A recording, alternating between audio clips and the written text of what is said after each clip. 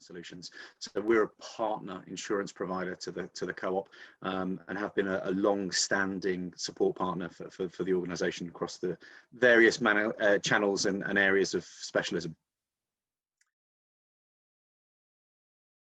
Yeah, certainly. So, I mean, it's a really interesting time because, all markets are cyclical. And this is very much from the insurance world, a very hardening of rate. So we are seeing people withdraw, insurance companies withdraw from certain lines of business. There's less competition. And very simply, sort of supply and demand, there are fewer people writing, there's less capacity around, premiums are starting to harden. We're also seeing the tail, that manifesting of previous notifications and historic latent exposures starting to come back. And one of the challenges with liability markets is that we're paying claims for tomorrow on today's premiums. So that the tail that we're starting to see now is quite significant. And what we're seeing in the market at the moment, specifically in relation to school, is one, there is a slight reduction in capacity, hardening of rate and premiums increasing, but the risk is really changing. And 2020 was a really sort of eye-opening and watershed moment for all industries, but education in particular. And it coincided with a number of things. So, obviously communicable disease is a big challenge. The COVID pandemic has forced everybody to adapt, but there have been some unintended consequences as a result. So it's not necessarily teachers and pupils falling ill, although unquestionably there has been instances of that, and some very tragic. But the question of liability is what a reasonable business or person ought to have done or ought not to have done. So the question of liability is, have schools been kept open? Have people been placed in a position where they have been felt that they've been unnecessarily exposed, where they haven't had supply of sanitizing materials or personal protective equipment? These are questions that all industries are asking. But the unintended consequence where this is really rolled over is in relation to stress, mental anguish, employee well-being, and the absence that a lot of businesses are starting to see as people feel, unable to work due to the pressures of working in the current environments. Wow. In response to the pandemic, we are now arbitrarily seeing communicable disease exclusions introduced to most wordings. So the risks associated with an outbreak of a pandemic such as COVID are being taken out.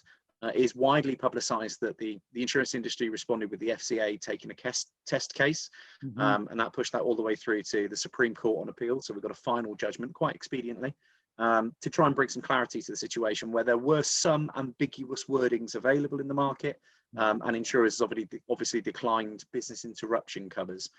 So that has now brought a bit of certainty to the market. Cyber insurance, and I must apologise because it's an appallingly titled area of cover, but I mean, it relates to two things really. One is privacy and data, and a lot of that is covered with the work that you mentioned in regards to GDPR and compliance. So making sure that your ducks are in a row and your systems and processes are right are really important. Cyber security frameworks, and we say this to organisations of all shapes and sizes, is not a technology problem. It is a combination of people processes underpinned by technology. Spending more money on IT defense will not solve the problem, because if you don't train your people and create awareness and also bring in a system where people have got the processes and the protocols to follow, then you're not going to end up getting a robust data environment. But what we are starting to see is that over 80% of all data breaches occur as a result of human error. And this is really relevant to the education sector because the data management is often secondary to which is the primary function, which is education, running a school. So looking at the data, the question we'd ask all organisations who's responsible for managing that data, and the right answer is everybody. It is not the IT manager, it's not the bursar, it's not the administrator or the secretary, it's everybody's responsibility, and create an environment where that is controlled. The risks that we see in regards to data breach are things like reply all, the common issue of hitting a reply all and sending unintended information out to third parties, and then what you do as a consequence. Outlook pre-populating the email address and emailing the wrong Chris, and then forwarding an email without considering what's in the trail. Added to that, you've got system issues in regards to devices being lost, systems not being locked down, and people getting unauthorized access. The consequences of data breaches, the rights and freedoms of individuals have been enshrined within GDPR, We are starting now to see class actions come through. That is something we absolutely anticipate continuing. I'm sure everybody would have seen television advertisement, online advertisement around the BA data breach, where there's a class action being manufactured. We will anticipate seeing that. So the PPI type claims farming approach is something that unquestionably will follow into the data environment. But the bigger issues that you've got around cyber is the other aspect, which is crime. So these are the behaviours of threat actors. And quite rightly, a school should be saying, well, who's going to attack me? Who's going to target me? And the answer to that is, unfortunately, everybody, because the majority of cyber attacks and malicious softwares is spread on an untargeted basis. There will be some targeted aspects, and we'll come to that. But if you think about the big ransomwares that have been publicised and reported in the press, so WannaCry, which crippled the NHS, and then the bigger one, which was NotPetya, which crippled businesses like Mondelez and TNT and Maersk and DPD. These massive organizations were compromised, and they're compromised on the basis that only one point of entry needs to be compromised, one user, one system, one terminal, and it spreads throughout the network. And that was a state-sponsored targeted attack against the Ukraine. But like any virus, any infection, bacterial or otherwise, once it's airborne, it spreads without agenda. And computer viruses are much the same. That malicious software is much the same. So you had small businesses in Milton Keynes being compromised by what was originally a state-sponsored attack against the Ukraine. So the threat of untargeted attacks can't be ruled out, and unquestionably the educational sector will be targeted in certain areas. So you will have universities, incubation hubs, research universities, the Russell Group being targeted. There are a lot of targeted attacks around the research in response to the COVID pandemic. So people like Oxford University and some of the research centres would have been targeted. But if their system got compromised, it's then how was it spread? It's then in that education channel, can it cascade down? If as a school, you've got to ask yourself, you are digitally dependent. Lots of your systems are all interlinked. And if a ransomware was to shut down your system, how would you be able to function?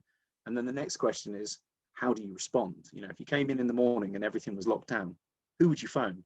Who do you call? It's not the IT company. Do you need to notify the ICO?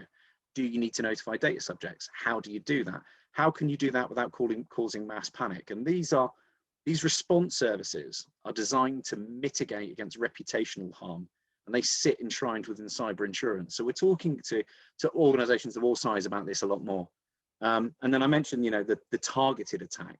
Unfortunately, there are some, dark individuals and groups out there that will target schools, because the information that schools can do look after relating to, vulnerable pupils, people on, social income support, free school meals, children with medication, with behavioural issues. These are all, pieces of information that, if targeted, could have potentially disastrous consequences. So we should be mindful around the data that we hold, why we hold it, and how we hold it.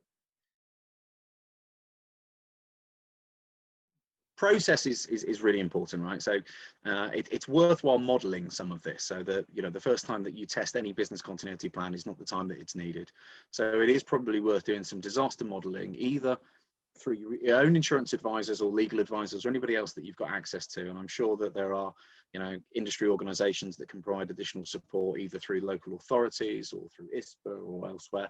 And as a consequence, that enables you to model what you should and shouldn't do. And these things can be quite simple, setting things like calling trees or WhatsApp groups so you're able to communicate effectively, making sure that there are some separate and redundant platforms that you can engage with, so to enable you to continue to cascade information, and then making sure that you know who the advisors are, because most of the catastrophes that we've seen in terms of PR have been around people that created that panic.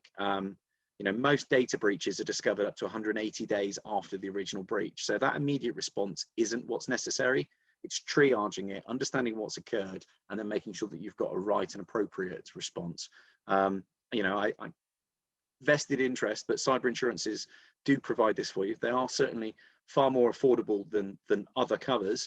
And whilst once upon a time they were in that nice to have column, I think, over the last 24 months, we've certainly seen that these should be in the must have.